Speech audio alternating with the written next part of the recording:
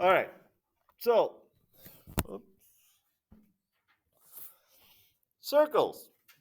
We all know what a circle is. Now, there's a couple different lines that intersect circles. If a line goes through a circle and hits it at 2 points, it's called a secant to the circle. Okay? It's a secant to the circle. If a line passes by a circle and hits it at exactly 1 point, it's called a tangent to a circle. So there's a difference between the secant and the tangent. We'll have secant later on your vocab sheet, I think. But tangent is what we have for today. Now, when a line is tangent to a circle, if you draw, and wherever it hits, it's called the point of tangency. If you draw a radius to that point of tangency, the cool thing that happens is it always forms a right angle with the radius. Okay? So the tangent line and the radius drawn to the point of tangency, and the point of tangency where the tangent line hits the circle, they create a right angle. So then if you draw a line off this way somewhere and hit that line, you form a what? What do we form right here? A right triangle. Now, if I know two sides of a right triangle, how would I find the third? Pythagorean theorem. So we're going to play with the Pythagorean theorem today. Okay? We're going to look at this, and we're going to figure out the radius of a circle if we know this and this, or we're going to find missing parts of a circle. So, yeah, that's what we'll be doing today. So, not overly difficult, and I won't have to explain it for a very long time. All right, looking at this, okay, here's a circle.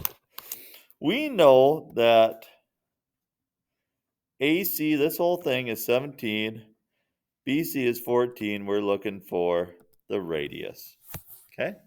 So, if I know that c squared equals a squared plus b squared, which is the Pythagorean theorem, what's c? X 14 or 17? 17. C is always the longest side, the hypotenuse. So 17 squared equals 14 squared plus x squared. 17 is like 289. This is 196 plus x squared. Get out your calculators. If we subtract, we get 93 equals x squared, which if we take the square root of 93, it is like 9.567, somewhere in there. 9.6 is what x is. Okay, so that's the radius of that circle, 9.6. This one is kind of a fun one here. And I'm going to draw it bigger just so you can, just so you can see exactly what's going on because it's kind of hard to fit in. All right. So here are the two triangles. We want to know what this angle is right here. Now we know this is 55 degrees. Now, in this triangle, what do I know about this blue line and this blue line that I just drew? What are the two blue lines of that circle? They're both the radius, so they're both the same length, right? All of a sudden I drew an isosceles triangle here, right? So what do you know about the isosceles triangle theorem? That this angle is equal to the bottom right angle. So this is 55. And all of a sudden, oh, I have a straight line. How many degrees are in a straight line? 180. So if this is 55, this must be 125. Okay, so I got that. What's this angle up here? Well, we know we have a tangent to a circle here. If this is a tangent to a circle, it forms a right angle, 90-degree angle. If we have 55 there, what's left for this one? 35. So that's a 35-degree angle. All right, now, if this is 125 and that's 35, they add up to 160. What's left for x out here? No? 20. Yeah, 20. 20 degrees is left out there. So it takes a little bit of work. You might have to draw a picture on your notebook because to try to figure this out without drawing a picture on the notebook would be kind of hard. Okay, but that's how you do it. Okay, finding x here. All right, so what's your hypotenuse? The x, the 10, or the 9 and the x? What's your hypotenuse of this triangle? The 9 and the x, so it's 9 plus x, right? So c squared equals a squared plus b squared. Now, you'll have to use a little algebra here.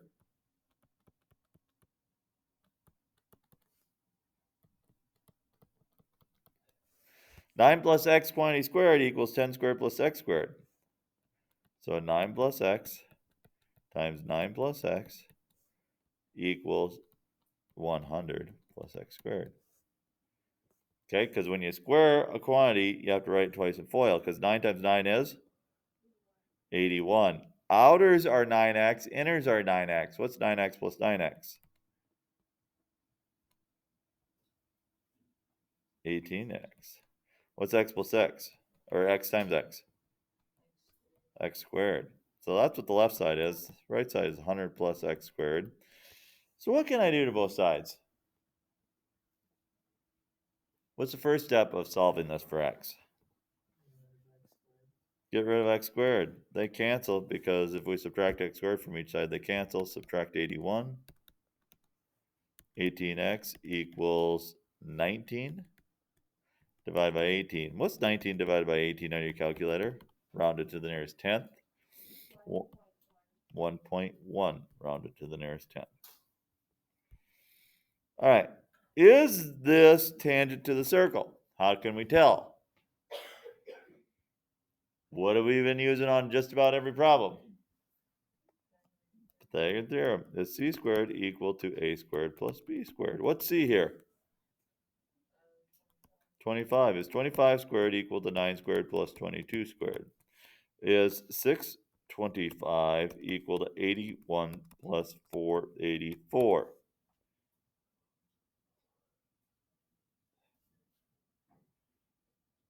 I think that's 484.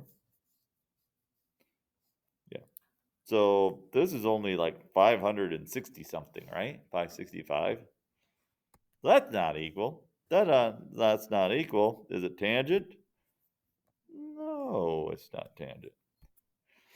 Now, your last two problems, you'll see this on quizzes and tests, but there's a theorem out there that says a point that a tangent line comes from, when it hits a point in tangency, and if it's tangent to the circle on another side on a point in tangency, these two are equal. So if this is 16, this is 16. If this is 9, this is 9. If this is 6, this is 6. If this is 8, this is 8. What's the perimeter of that quadrilateral?